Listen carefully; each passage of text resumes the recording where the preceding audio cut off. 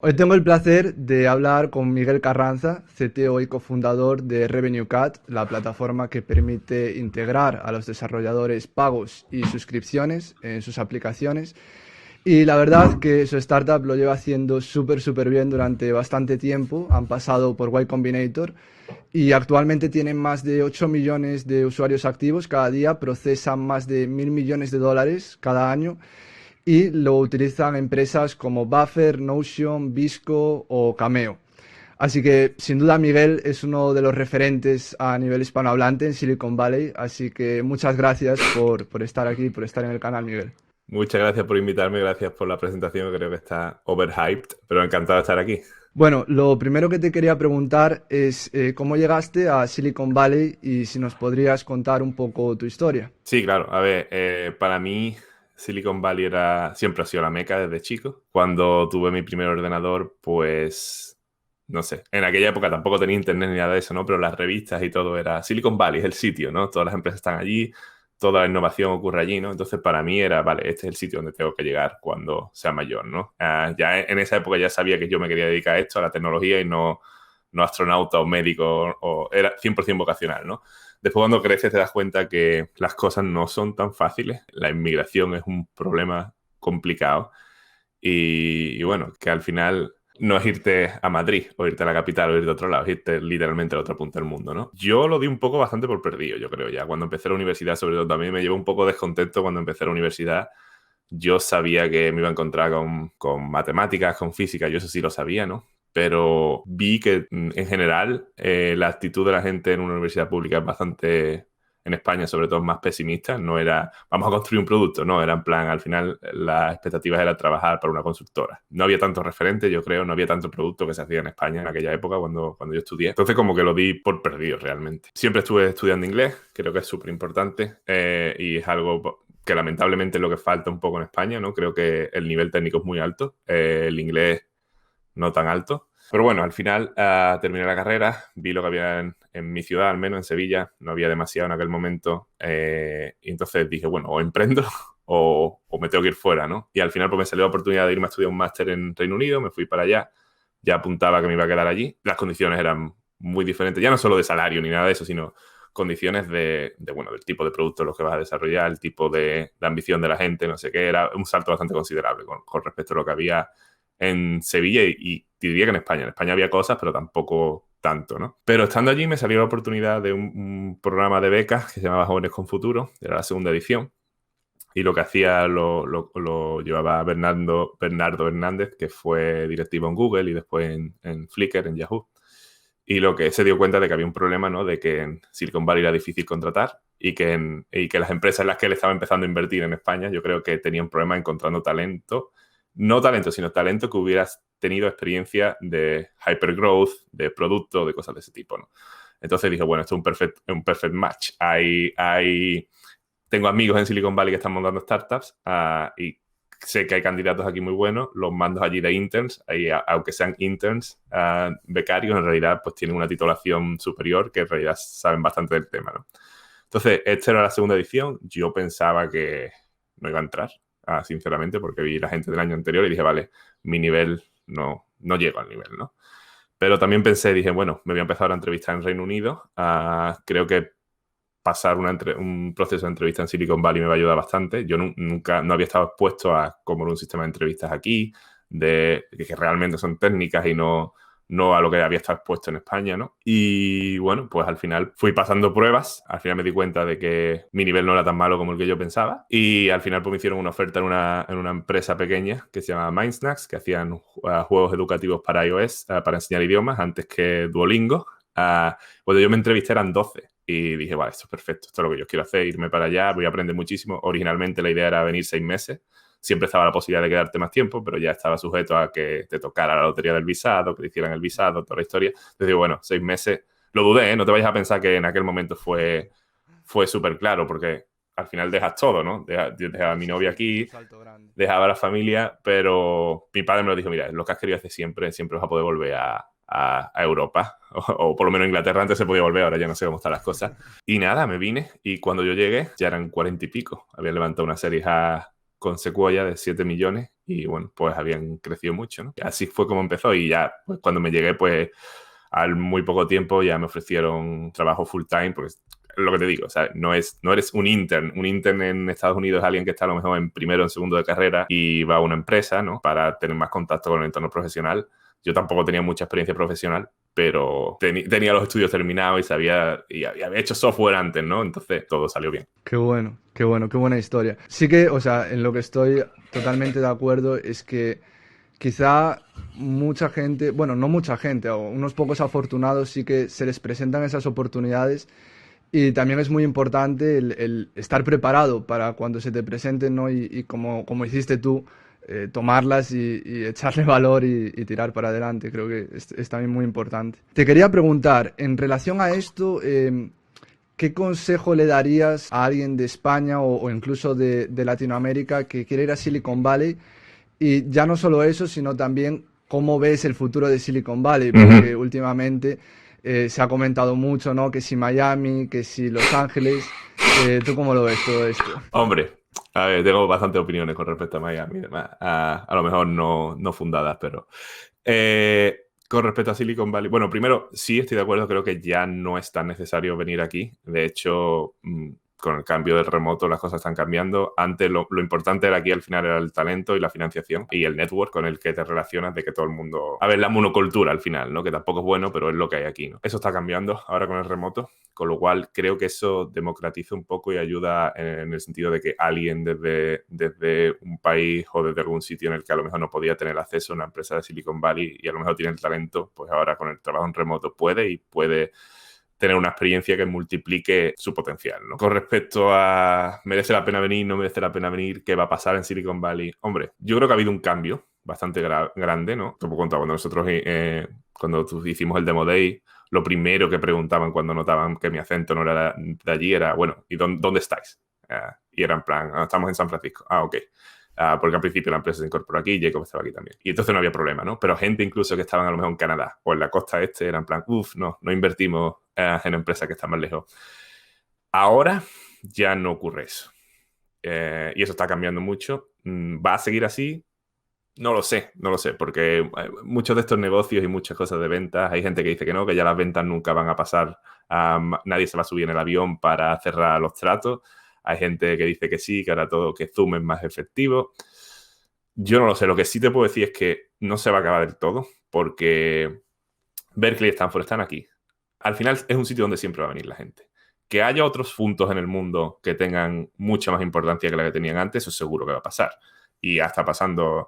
Ahora, la realidad para mí, desde mi punto de vista, no he estado en Miami y creo que al final, como todo, cualquier ecosistema donde gente buena se junte, van a salir cosas buenas de allí. La realidad es que por lo que veo y por lo que he escuchado de gente que ha ido y la ha visto, mucha gente... No quiero generalizar, ¿no? Porque hay gente buena, ¿no? Pero la principal razón, por mucho que la gente no lo quiera reconocer, es los impuestos, igual que la gente, por la principal razón por la que la gente se va a Andorra.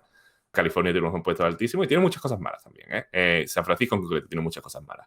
Pero no creo que como lo intentan pintar de ahora ya Silicon Valley no va a ser Miami, no, porque aquí hay aquí otra serie de cosas, ¿no? Hay muchos VPs que siguen aquí, que al final a lo mejor ayuda para que comience, pero después cuando necesitas contratar ejecutivos que ya lo han hecho antes, no te vas a encontrar muchos en Miami. A lo mejor quieren trabajar remoto, pero no hay tanto.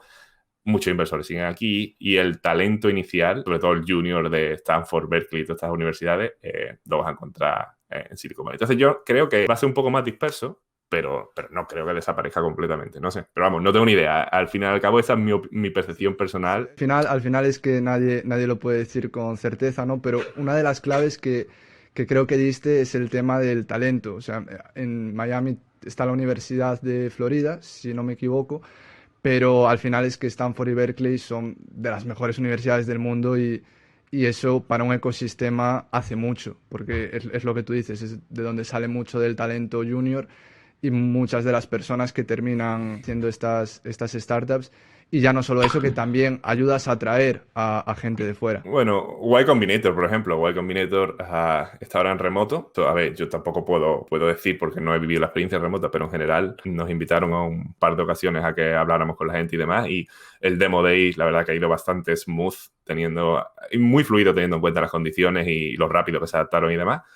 pero ellos han dicho que en cuanto puedan, vuelven a hacerlo presencial, porque creen que hay valor todavía en que la gente venga aquí, ¿no? Entonces, Sí, eso también estoy de acuerdo. O sea, al final, si juntas a las personas y consigues que pasen más tiempo juntas, más que una hora por Zoom o un Demo Day, yo creo que ahí también se generan, ¿no? Más relaciones, más ujú. sinergias. Yo sí lo echo de menos. Eso lo echo bastante de menos. Sí.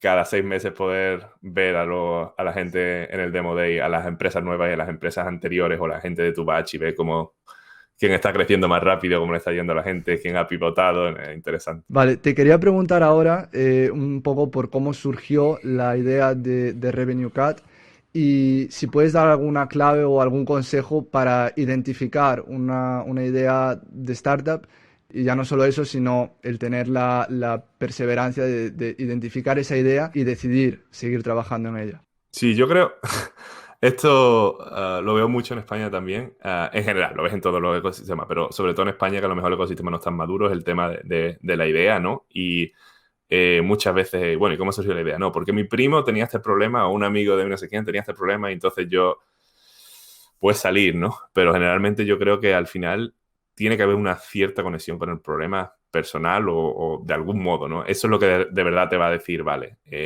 vamos a por ello. Para nosotros fue claro, ¿no? Fue una cosa que, te cuento un poco la historia rápido, pero Mindsnacks eh, crecimos muy rápido con la inversión, pero apareció Duolingo.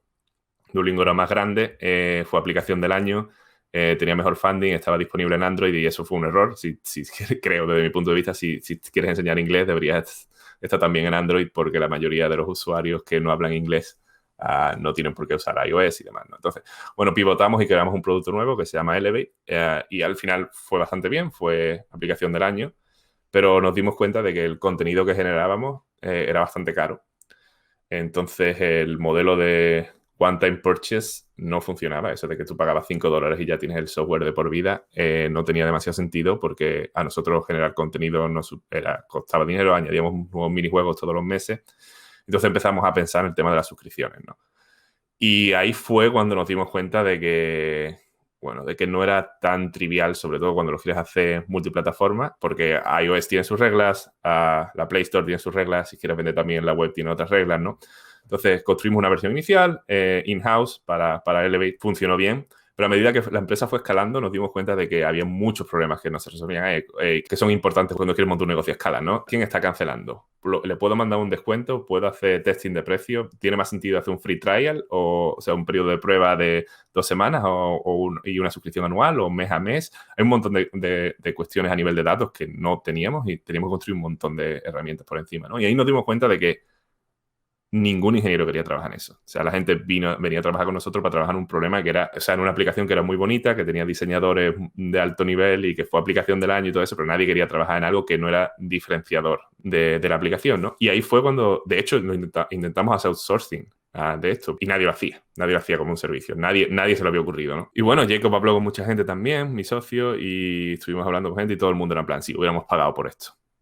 No tiene sentido construirlo porque parece que es un problema sencillo, pero después no lo es, ¿no? Y bueno, hablando con Jacob, pues nos dimos cuenta que en realidad era un problema que sin haberlo querido nos habíamos convertido expertos, ¿no? Y no había tanta gente en el mundo que realmente supiera de este problema. Y entonces ahí en ese momento la realidad es que para mí, o sea, yo siempre había querido montar, siempre había tenido la idea de emprender, ¿no? Pero en ese momento ya no era, yo no lo estaba, honestamente, no lo estaba viendo ahí como vamos a montar una empresa de $1.000 millones ni nada. Simplemente lo pensé como, hey, es que es lo que tenemos que hacer, ¿sabes? Es lo que tenemos que hacer para la comunidad y para todo el mundo, ¿sabes? Algo que nosotros hubiéramos deseado que existiera, vamos a intentar construirlo, ¿no? Y así fue más o menos como empezó. Yo ni dejé el trabajo inmediatamente ni nada de eso. Eso también que creo que es algo que quizá en ecosistemas menos maduros o incluso un poco la imagen que se da de lo que es el emprendimiento fuera de lo que es realmente la cultura de Silicon Valley, por ejemplo, de que tienes que buscar la idea o tienes que encontrarte una idea y yo creo que, no sé, tú me lo dirás, pero yo creo que es más como que la idea te encuentra a ti y al final... Yo creo que sí, que van más por ahí los tiros. Es que al final, una cosa que, no sé, mucha gente que me pregunta ahora es en plan, o sea, creo que sobre todo en España se ha hecho mucho hincapié en de que hay que emprender, hay que emprender, y en realidad, pues a lo mejor no, ¿sabes? A lo mejor te interesa más, si de verdad te interesa esto, trabaja primero en una startup, mira cómo es, habla con los fundadores. De hecho, Tenemos empleados que querían montar su startup y que por eso fue la razón por la que se unieron al principio. Y después de ver cómo es de verdad, dicen, bueno, en realidad, pues a lo mejor no me compensa a mí montar algo, ¿no? Entonces, y creo que es importante que tengas una conexión con el problema, al fin y al cabo, de algún modo, ¿no? Porque es que si no, va a haber momentos malos. Y si tú de verdad no lo estás haciendo por las razones correctas y tu razón es porque, bueno, voy a hacer esto, es como montar un canal de YouTube, ¿no? Lo que estábamos hablando antes. La gente que al final gana dinero es la gente que no pensaba que eso iba a ser, que se iban a hacer rico con YouTube. Si tu objetivo es hacerte rico con YouTube, hay muchas otras maneras de hacerte rico más fáciles. Pues igual como cuando montas una empresa, ¿no? Sí, está el caso en el que te hagas muy rico, ¿no? Pero si tu razón es, voy a hacerlo para hacerme rico, vas a... Sobre todo siendo técnico, hay otras maneras más fáciles de ganar dinero.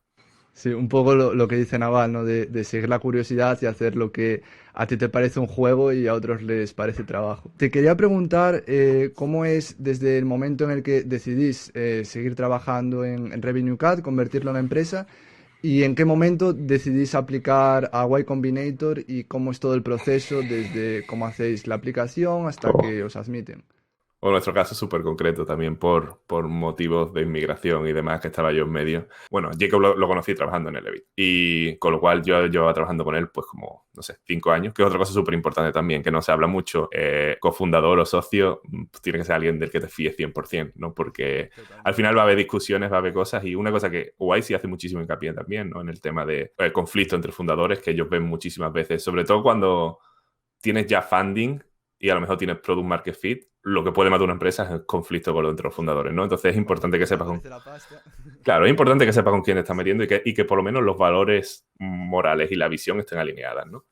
Pero bueno, Jacob siempre había tenido interés en YC. Yo siempre había leído Paul Graham, había estado en Hacker News desde el principio, me llamaba mucho la atención y desde mi punto de vista pensaba, y ahora está feo que lo diga, pero yo pensaba que era la mejor aceleradora del mundo realmente. Simplemente también por la gente que ha salido de allí, el network, todo, ¿no? Y por lo que han visto. Al final es por lo que han visto, ¿no? Entonces, nosotros lo que hicimos fue... El producto lo construimos bastante rápido. Fue una versión beta inicial, súper cara, y aún así la gente empezó a venir un poco.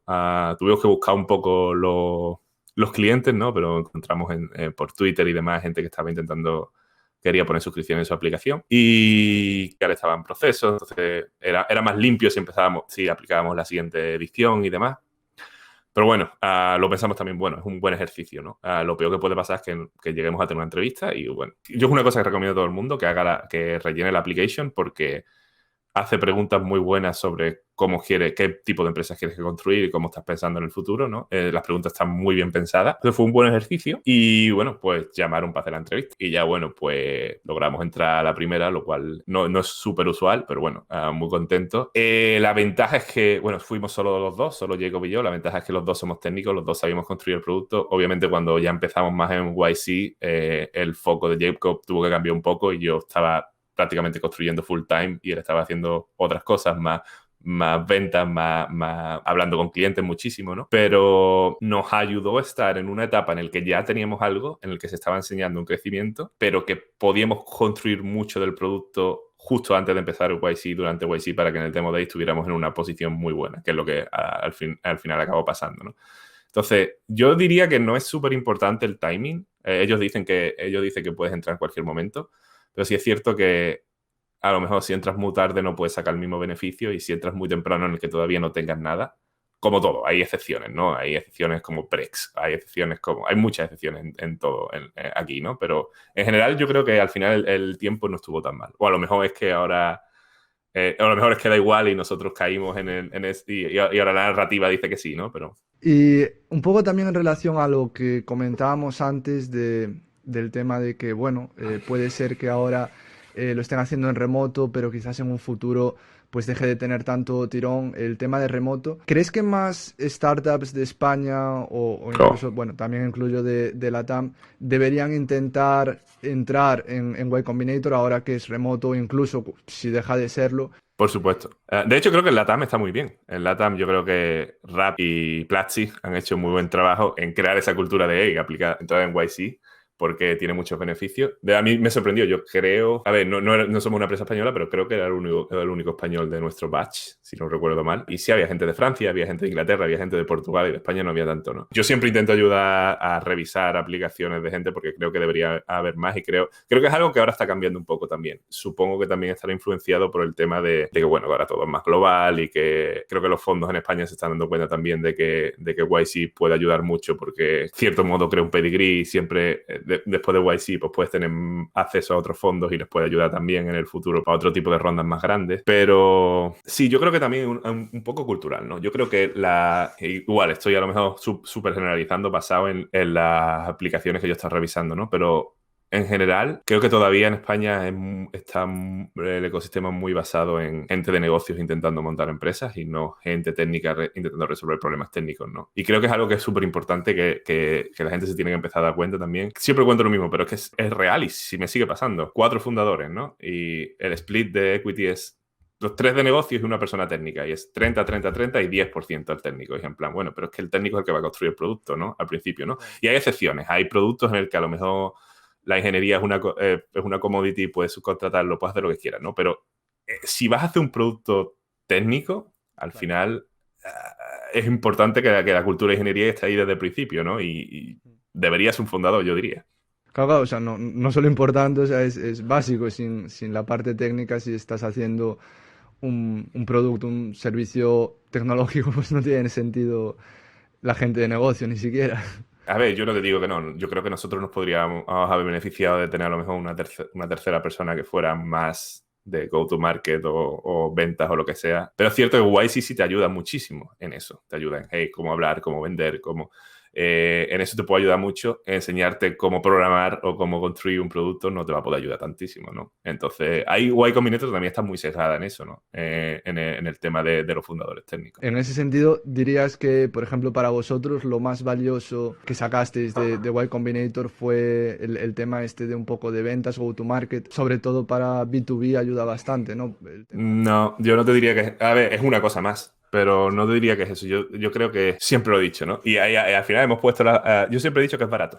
Que la gente me dice, no, es que el 7%, en España me lo dicen mucho, el 7% por parte de tu empresa, depende de la etapa, ¿no? Pero yo pienso que lo que te aporta, yo siempre he dicho, digo, no, le vendería más de mi empresa Y Combinator y de hecho lo hemos hecho en la serie B. O sea, que donde lo dije, pongo el dinero, ¿no? Donde pongo la boca, o como se dice. Sí, son muchas cosas, pero el network, obviamente, lo que ellos han visto. Yo creo que una de las cosas principales es que es uno de los inversores que vas a tener en el cap table que siempre van a ser pro-founder y no van a tener otros intereses versus otros inversores, ¿no? No digo que sea malo, ¿no? Pero muchos inversores siempre tienen el de ¿por qué no entras con mi amigo que también quiere no sé qué? Y al final hay otros intereses ocultos, ¿no? O a lo mejor el otro inversor lo que quiere es que de verdad le interesa mucho que construya, que gastes el dinero en construir un equipo de ventas o que gastes el dinero o que vendas la empresa o lo que sea, ¿no? Y Y Combinator en ese sentido es en plan, hey, ¿qué es lo que queréis hacer vosotros con esto, ¿no? ¿Y cuál es la visión? Y a nosotros nos ha ayudado mucho, incluso cuando nos han llegado term sheets o cosas así, hablas con ellos y dices, hey, nos han presentado esto no es estándar, pero parece buena idea. ¿Es buena idea o no es buena idea? Y ellos te dicen, mira, puede ser buena idea, pero generalmente es mala idea. Hablar con tal fundador que les pasó lo mismo y le salió mal. Y hablar con tal persona que le salió lo mismo y le salió bien, ¿no? Y eso de que ellos lo han visto y que no te están forzando nunca a hacer algo en concreto, sino que te dicen, hey, basado en nuestros datos, basado en nuestra experiencia, pero al final vosotros es vuestra empresa, vosotros hacéis lo que queráis y nosotros vamos a apoyar lo que vosotros consideréis que es lo oportuno. Creo que eso no tiene, a ver, no hay equity exactamente. Sí, sí, qué bueno. Y bueno, y otra cosa que también lo digo varias veces y también es importante es el tema de la ambición, ¿no? Yo se lo he visto 2 veces, ¿no? Lo vi cuando vine por primera vez a Silicon Valley y vi cosas de producto, ¿no? En plan, en MySnacks íbamos en Elevate, íbamos a hacer algo, ¿no? Y es en plan, hay 2 maneras de hacerla, la súper bonita, súper complicada o la fácil, fea, ¿no? Y era en plan, no, la bonita, súper complicada. Y en plan, bueno, es que esto nos va a llevar más tiempo. Y en plan, no, ya, pero si en Google se ha resuelto, nosotros también lo podemos resolver, aunque el equipo sea más pequeño, ¿no? Y en plan, pues sí, ¿no? Y es un cambio de mentalidad de no voy a hacer lo mínimo que vaya a hacer, ¿no? Sino voy a hacer lo que es correcto y se puede hacer. Si alguien ya lo ha hecho, se puede hacer. Incluso si alguien no lo ha hecho, a lo mejor lo podemos hacer nosotros los primeros en hacerlo, ¿no? Y en YC fue igual. Cuando llegamos fue lo primero, ¿qué os falta para que seáis un $1 billion company? Y es en plan, what? eh, bueno, pues vamos a pensar que nos falta para hacer una $10 million company, $100 million company, ¿no? Y lo vas pensando, ¿no? Pero ya te plantas la semilla de, hey, es tu mente la que está impidiendo que construyas algo súper grande, no es nada más, ¿no?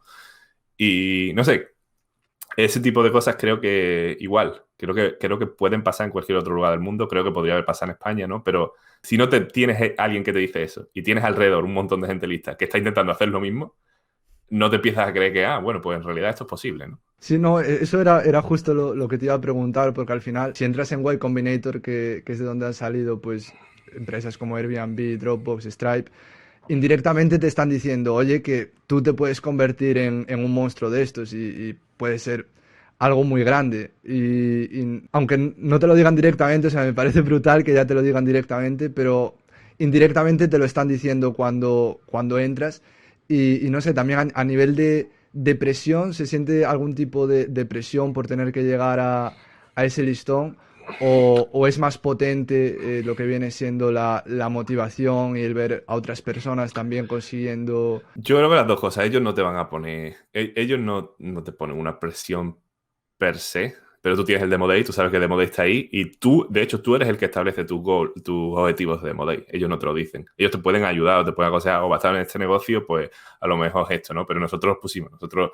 Nuestro objetivo para Demo Day era llegar a $250,000 en suscripciones que pasaran por nuestro sistema. No en que nosotros ganáramos $250,000, sino en eso, que en realidad era, no me acuerdo los números que estaban en aquel momento, pero era bastante ambicioso en aquel momento. Y lo que sí es, para mí fue, a ver, de nuevo, ¿no? Síndrome del impostor, ¿no? Todas las semanas te rodeas allí de un grupo, tienes group office hours, que son más pequeñas, ¿no? Con un par de partners, que son tus group partners, y es terapia, ¿no? De grupo, básicamente. Y todo el mundo dice lo que ha hecho, lo que va a hacer, lo que no ha conseguido, cuáles son los problemas que tiene. Y es súper curioso porque todo el mundo piensa que la otra empresa es la buena y tú piensas la mía es la mala, ¿no? Pero es eso, ¿no? Estás con gente muy lista y tú dices, yo no quiero ser el que llegue la semana que viene y diga, yo no he hecho lo que tenía que hacer, ¿no? Entonces eso sí es un poco de presión. Yo creo que ni de lejos hubiéramos podido construir lo que construimos durante esos 3 meses, simplemente por la motivación y la presión así, ¿no? Pero bueno, ellos te dicen también, es en plan, hey, aprovecharlo bien, asegurar que dedicas el tiempo a las cosas correctas, dormir bien, hacer ejercicio y hablar con los clientes, pero no, ahora no es el momento de salir de fiesta, ahora es el momento No, y de hecho no lo dijeron, es en plan, hey, si queréis trabajar los sábados, trabajad los sábados. Intentad por lo menos guardar un día para no trabajar. Nosotros al final dijimos que los domingos no íbamos a trabajar. Al final realmente acabamos trabajando casi todos los domingos durante YC. Y bueno, sabes que es una cosa que a lo mejor no se va a sostener en el tiempo, ¿no? Pero que es importante, ¿no? Para llegar a Demo Day con algo sólido. Y igual hay gente que no llega y a lo mejor ellos se pueden decir, bueno, pues mejor que presentes en la siguiente edición, que a lo mejor vas a tener un caso más sólido, porque tampoco lo que quieren es que presentes algo cuando no hay nada que ver ahí, ¿no? Pero no, yo creo que la presión viene también propia, en cierto sentido. Sí, no, a ver, también pienso que obviamente está el filtro, ¿no? De que no va a entrar alguien a Y Combinator que no tenga, por decirlo de alguna forma, una autoestima o algo que le haga decir, oye, si toda esta gente está construyendo esto, no voy a ser yo el que el que se ponga a hacer el vago. A ver, es como todo, yo tampoco quiero hacer súper hincapié, porque hay gente que no entra en YC, que pueden construir empresas gigantes, hay gente que entra en YC que no le va bien, o que no hace lo correcto por lo que sea, o porque ha tenido mala suerte también, que no solo es el trabajo de uno, ¿no? Pero bueno, es otra señal más, ¿no? Es otra cosa más. En relación a eso, ¿qué porcentaje, si tuvieras que decir, yo diría que de cómo nos va ahora pues lo que nos podíamos haber dejado por el camino, diría que este tanto por ciento lo atribuyo a la suerte. A ver, eso es difícil de decir. Yo es algo que de pequeño siempre pensaba que la suerte no existía. Siempre he pensado, el trabajo es lo importante. Si tú trabajas duro, lo vas a conseguir. Eso no es verdad. O sea, simplemente ejemplo claro, mi visado. Yo trabajé muy duro, mi empresa me dijo, sí, te queremos contratar, pero después hubo una lotería. Sí, es cierto que las posibilidades en aquel año eran más altas de que te tocara, de que no te tocara, ¿no? Pero al final es una lotería. Entonces, la historia podría ser muy, muy distinta si me hubieran mandado de vuelta a España, ¿no? A lo mejor nunca hubiera conocido a Jacob, pero a lo mejor no hubiera tenido una relación con él, no me hubiera enfrentado a este problema, no hubiera... La suerte influye, como lo veo yo, es que creo que puedes, si trabajas más o trabajas más duro, en cierto modo puedes minimizar el factor de la mala suerte y siempre puedes intentar explotar la buena suerte o los ciertos... Pero bueno, es que el coronavirus, ¿sabes? Es un claro ejemplo.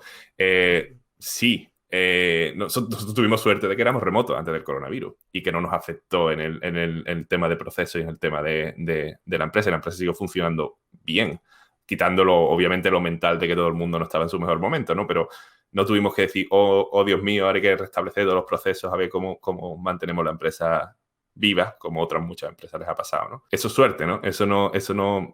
No creo que se pudiera saber mucho. A lo mejor no es tanta suerte si en diciembre empiezas a ver lo que está pasando en Asia y dices, bueno, a lo mejor nos pasa aquí y vamos a prepararnos, ¿no? Ahí puedes minimizarlo un poco, pero en general lo que me refiero es que son eventos Está que... fuera del control.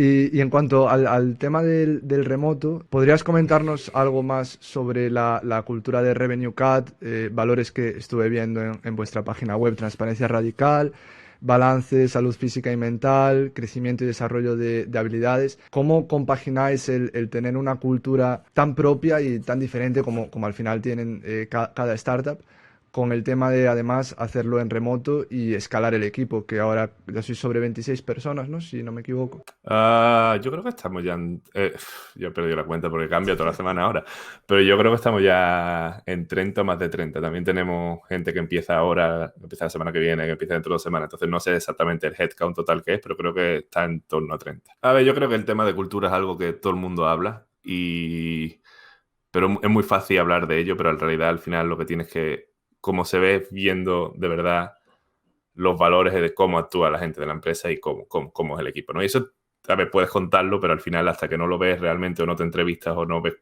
qué es lo que hay, fácil de ver, ¿no? Mucha gente escribe cosas de cultura y después resulta que la cultura de su empresa no es tan buena o tiene otro tipo de problemas, ¿no? Para mí es algo que Jacob y yo nos hemos preocupado muchísimo, porque al final la empresa es la gente con la que vas a trabajar cada día y creo que es responsabilidad de todo el mundo que contratemos gente con la que queramos trabajar todos los días y estemos contentos. Entonces hay una serie de valores que tienes que compartir. Creo que es algo que tienes que diversificar también. No significa que la cultura esté bien no pueda mejorar. Lo importante es que no haya regresiones, no que vaya peor, que seas capaz de ver qué cosas aprecias de la cultura y qué cosas debes mantener o mejorar. Esta es una pregunta bastante interesante porque uno de los primeros ingenieros que contratamos me hizo esa pregunta concretamente: ¿cuál es la cultura de ingeniería y cuál es la cultura de la empresa, ¿no? Y mi respuesta fue un poco mala, pero fue en plan, hey, tú eres una persona que había trabajado antes con nosotros, en plan, hey, has trabajado con Jacob, has trabajado conmigo, pues la cultura va a ser lo que has visto de Jacob y mí, más lo que tú vayas a aportar realmente. Porque sobre todo los 5 o 10 primeros empleados son los que definen muchísimo la cultura, ¿no? Y una cosa que sí nos ayudó fue escribir los valores, que yo siempre he pensado que ese tipo de cosas yo siempre pensaba, esto es una tontería, esto no vale para nada. Todo el mundo quiere que su empresa sea buena, ¿no? Sí. En realidad ayuda mucho, ¿no? Reflexionar, sobre todo cuando hay varias decisiones que tomar, ¿no? En plan, por ejemplo, una de las cosas que tenemos nosotros es estar obsesionado con los clientes, ¿no?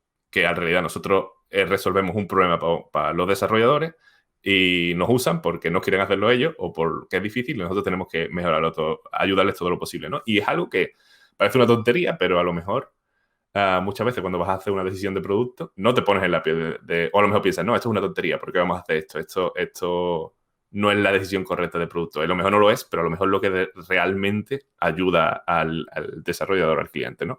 Pues entonces, tenerlo escrito para tomar ese tipo de decisiones ayuda mucho.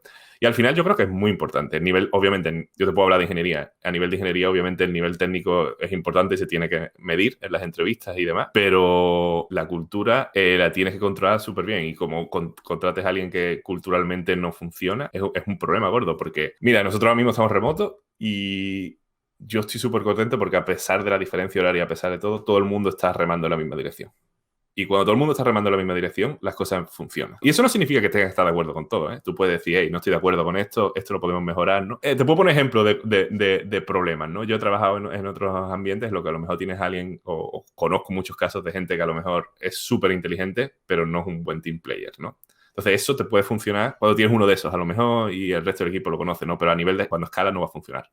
Tú necesitas un equipo que confíe en los demás y que sea crítico, pero que sea respetuoso, ¿no? Y cosas así, ¿no? Al final, creo que también es todo liderar con el ejemplo en ese sentido, ¿no? Al final la gente va a ver lo que el equipo de liderazgo haga, ¿no? Y bueno, y la gente que contrates es lo que va a definir la cultura. Y es lo que te digo, sobre todo al principio, lo que digo de los 5 o 10 primeros empleados es súper importante y la razón es porque si tienes un mal cultural fit cuando eres 100 y es uno, a lo mejor se puede arreglar y bueno, es un 1% de la empresa. Pero si tienes uno cuando eres 10, es el 10% de la empresa que tiene un problema cultural, ¿no? Entonces, en las distintas escalas influyen más o menos. Sí, claro, luego lo que tú dices, al ser un equipo pequeño y sobre todo al principio, si te encuentras con alguno que no es un buen ajuste, después es mucho más complicado cambiarlo, ¿no? Te quería preguntar ahora para los emprendedores técnicos o emprendedores que después quieran llegar a un rol de CTO, ¿cómo describirías tú el rol del CTO, ya no solo en las startups, sino concretamente lo que tú haces en el día a día y tus responsabilidades en general? Yo creo que no tengo respuesta para eso. Creo que escribí un blog post sobre eso el año pasado por lo mismo, porque después de hablar con muchísimos CTO de empresas de YC y de otros sitios, me das cuenta que el rol de CTO, sobre todo cuando eres fundador, no está realmente definido y influye un poco del tipo de empresa que sea, de qué es lo que quiere hacer cada uno. Además, yo creo que mi rol ha ido evolucionando muchísimo. Al final yo soy uno de los mayores shareholders de la empresa. A mí lo que me interesa es que la empresa vaya bien. Y, hombre, siempre y cuando yo sea feliz, pero lo que interesa es que la empresa vaya bien. Entonces, yo tengo que hacer lo que en cada momento ayude más, aporte más valor a la empresa, ¿no? Entonces, eso significa que si logro contratar a alguien que es muchísimo mejor ingeniero que yo, pues esa persona va a tener más responsabilidades técnicas que yo. Si logro contratar managers o gente que sepa construir equipos mucho mejor, pues va a tener esa responsabilidad, ¿no? Al final, una de las cosas que te tienes que dar cuenta, sobre todo si eres un builder, es que tienes que intentar delegar lo máximo posible y pensar que otra gente va a poder hacer las cosas y no pensar en me voy a quedar sin trabajo, porque en realidad siempre va a haber trabajo que hacer. Al final, incluso la visión y la misión es cosa que nadie como los fundadores lo puede llevar para adelante, ¿no? A mí personalmente me ha ayudado la curiosidad y no haberme centrado únicamente en un área en concreto, en el tema de la tecnología, ¿no? Por ejemplo, porque al final Revenue Cat solventamos el problema para los desarrolladores móviles, pero en su gran mayoría la magia pasa en el backend, ¿no? Y aparte es un problema de escala, ¿no? Con muchas aplicaciones, al final los problemas más grandes que tenemos son de escala, ¿no? La API tiene un montón de peticiones por minuto. Entonces, haber trabajado en esas distintas áreas me ha ayudado. Mucha gente te dice, especialízate en algo y eso es lo que tienes que hacer. A lo mejor para cierto tipo de carreras vale, pero a mí, y es algo por lo que he dudado mucho al principio de mi carrera, ¿no? Pero haber tenido una visión más global me ha ayudado en concreto. Y bueno, saber también ser un poco consciente de lo que sabes hacer y de lo que no sabes hacer, ¿no? Yo, por ejemplo, yo creo que soy más computer person que people person, ¿no? Pero bueno, al final también tienes que hacer algo de management, ¿no? Entonces, darte cuenta de qué es lo que puedes mejorar, cómo lo puedes mejorar. No sé, cambia, ¿no? Cambia. Igual que el rol del CEO también, ¿no? Y cuando una empresa está creciendo, no solo a nivel de empleados, sino a nivel de productos o de clientes, lo normal es que tu rol cambie cada 3-6 meses y sea completamente distinto, igual que la empresa va a ser completamente distinto cada 3-6 meses, ¿no? Quería preguntarte si tuvieras que recomendar un libro, o bueno, un libro reciente que hayas leído y que te haya gustado, o quizá tu favorito, ¿cuál? Al final veo que siempre recomiendo los mismos, pero de empresas, uno de los que más me ha gustado ha sido el High Growth Handbook de Elad Gil, publicado por Stripe Press. Yo lo leí cuando empezamos en Y Combinator, creo que acaba de salir, y lo releo cada año y siempre es un libro de referencia realmente, ¿no? A mí me ha sido muy útil. Hay gente, lo comenté el otro día en Twitter y la gente me dijo, bueno, pero es un libro que vale a todo el mundo, solo le vale a una empresa como Stripe que está creciendo como crece, ¿no? Hombre, depende, ¿no? Pero yo creo que a mí me ha ayudado a ver, vale, estos problemas los hemos tenido y bueno, pues lo hemos resuelto más o menos bien, y ver, vale, estos son los problemas que posiblemente vamos a tener en los próximos 3-6 meses. Y tengo que empezar a pensar en ello y tengo que pensar en cómo lo podemos solucionar. A lo mejor la solución que hizo Stripe o que hizo Twitter no es la que nosotros debemos hacer, ¿no? Pero ir pensando en ello. También otro libro que sí me ha gustado mucho, que leí hace poco, que me recomendó un inversor nuestro, fue el No Rules Rules, el de la cultura de Netflix. Y me ha gustado mucho porque a pesar de que hay cosas que estoy muy de acuerdo, como el tema del el talent density y demás, otras cosas que no estoy nada de acuerdo o que no coinciden conmigo, pero creo que es muy buen ejercicio, sobre todo también para tener conversación con tu cofundador, incluso con tu equipo o los otros managers o gente de liderazgo, porque hacen cosas que, bueno, ahora a lo mejor son más comunes, pero hacen cosas que antes nadie hacía, ¿no? Y entonces plantearte de verdad, eso es lo bonito, ¿no? De empezar una startup, ¿no? Que tú puedes decidir qué cosas te gustan y qué cosas crees que han hecho mal otros empleadores y que tú ahora tienes la oportunidad de hacerla de una manera diferente, ¿no? Entonces, plantearte que ciertas cosas como la transparencia radical, ¿no? ¿Es importante, no es importante? ¿Cómo es importante? O cosas como nosotros, por ejemplo, damos cuando nos dieron el term sheet de la serie A, el term sheet tal cual lo compartimos a todo el equipo y todo el equipo vio el term sheet. El cap table, qué porcentaje tiene la empresa cada uno, todo el mundo sabe todo. Hay gente que le interesa, gente que no que le interesa menos, pero hay una narrativa que te dice no hagas eso es malo porque estás distrayendo Son cosas que el equipo no tiene por qué saber y para nosotros en plan, bueno, ¿por qué? ¿Sabes? Si nos da vergüenza enseñar esto es porque algo hemos hecho mal, ¿no? No nos debería dar vergüenza, ¿no? Y hay gente que a lo mejor queremos de una empresa en el futuro, entonces ¿por qué no les ayudamos es una oportunidad que tienen de ver cómo funcionan estas cosas? Entonces, bueno, por ejemplo, más ahora que somos asíncronos, casi prácticamente todas las reuniones que están scheduled, las que son one-off, a lo mejor se olvida, pero en general todas las reuniones sobre todo si hay más de 2 personas, todas se graban y son públicas y todo el mundo las puede ver, incluso las del equipo directivo. Y no hay problema, ¿no? Porque tampoco queremos ocultar hey, estas son por esto hemos tomado estas decisiones, esto es así, ¿no? Pero bueno, hay otra gente que igual podemos estar equivocados, no significa que estemos equivocados, pero que bueno, tenemos la oportunidad de replantearnos este tipo de cosas, ¿no? Netflix muy común con el tema de las vacaciones infinitas, ¿no? Y ahora hay mucha cosa en contra, a favor, es un timo, no es un timo. Bueno, pero en el libro explican por qué tomaron esa decisión. Y bueno, lo lees y dices, vale, puedo estar de acuerdo o no, pero tiene sentido que hayan tomado esta decisión y veo desde dónde vienen, ¿no? Y eso me pareció bastante interesante, sobre todo para el tema de reflexionar. No tanto como, esto es lo que tengo que hacer en mi empresa, ¿no? Pero para reflexionar cómo querrías tú crear la cultura. Qué bueno, qué bueno. Bueno, pues eso es todo, Miguel. Muchas gracias por venir. No, muchas gracias a ti, me ha encantado echar este ratito aquí.